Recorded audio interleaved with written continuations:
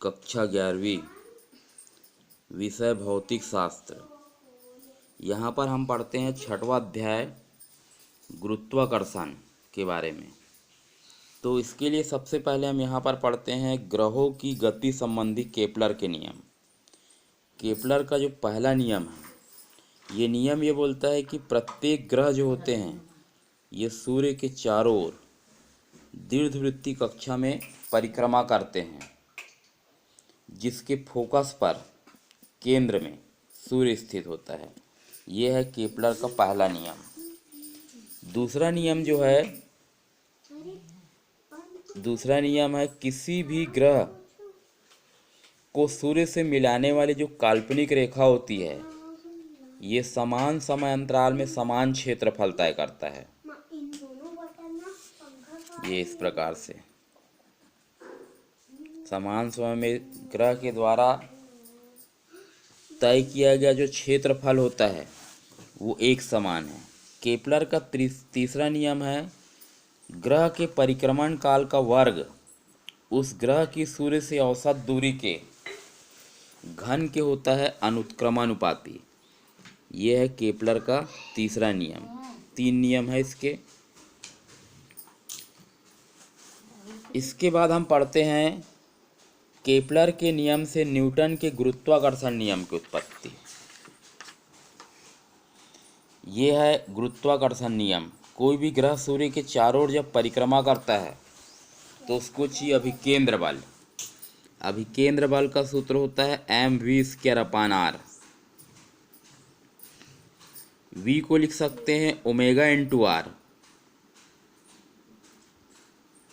t जो है ये ग्रह का परिक्रमण काल है, इसको इस सूत्र में रख दिए। रखने पर ये देखिए यहाँ पर इसका तीसरा नियम प्राप्त हो जाता है।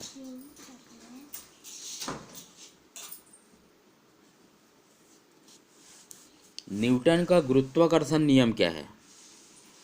देखिए यहाँ पर ये 2 पिंड है। 2 पिंडों के मध्य लगने वाला जो बल होता है ये आकर्षण बल है। ये बल किस प्रकार से लगता है, इसको न्यूटन नामक वैज्ञानिक ने बताया है कि बल जो होता है ये दोनों पिंडों के द्रव्यमान के गुणनफल के होता है अनुत्क्रमानुपाती, और उसके बीच की दूरी के वर्ग के होता है व्युत्क्रमानुपाती।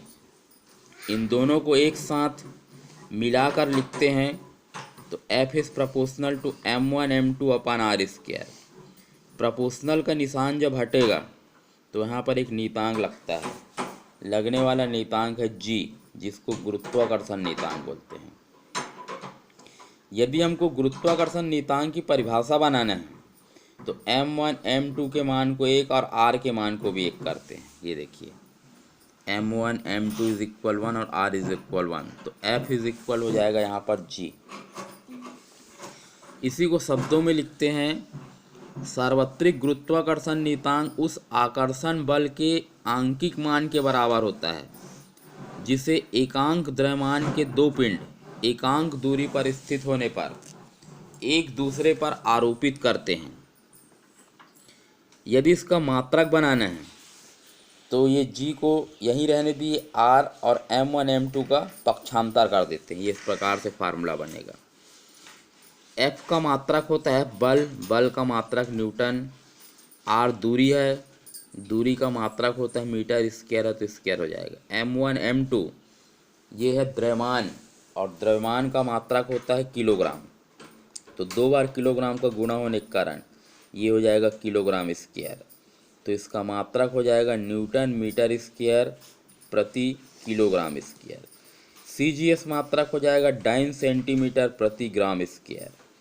गुरुत्वाकर्षण नीतांक G जो होता है इसका मान है 6.67 10⁻⁻11 न्यूटन मीटर² प्रति किलोग्राम²। इसका विमीय सूत्र भी बना सकते हैं। बल का विमीय सूत्र होता है mL/10⁻², दूरी का L, द्रव्यमान का m, तो ये विमीय सूत्र। m ऊपर चले जाएगा, m² एक घटेगा, m⁻⁻1। न्यूटन का गुरुत्वाकर्षण नियम प्रत्येक स्थान सभी दूरियों के लिए सभी प्रकार के पिंडों के लिए प्रयुक्त किया जा सकता है। इसे सार्वत्रिक गुरुत्वाकर्षण नियम भी कहते हैं।